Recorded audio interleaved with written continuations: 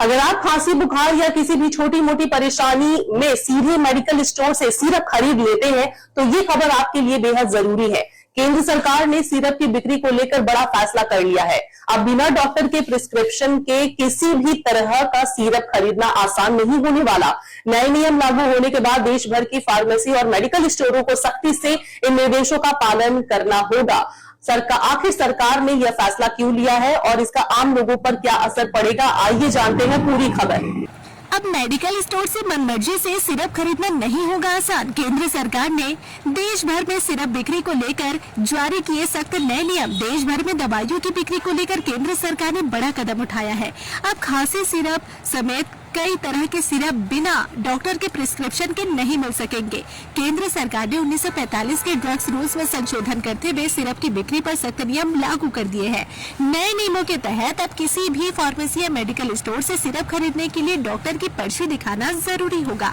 दरअसल पिछले कुछ समय में मध्य प्रदेश और राजस्थान में जहरीले कफ सिरप पीने से बच्चों की मौत के मामले सामने आए थे।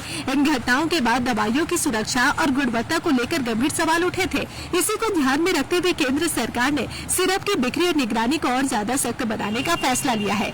जानकारी के मुताबिक सरकार ने संबंध में एक ड्राफ्ट प्रस्ताव पिछले साल 30 दिसंबर 2025 को जारी किया था और आम लोगों से सुझाव भी मांगे गए थे। सभी सुझावों और आपत्तियों पर विचार करने के बाद 9 जून 2026 को नई अधिसूचना जारी की गई। स्वास्थ्य एवं परिवार कल्याण विभाग के संयुक्त सचिव हर्ष मंगला द्वारा यह अधिसूचना जारी की गई है।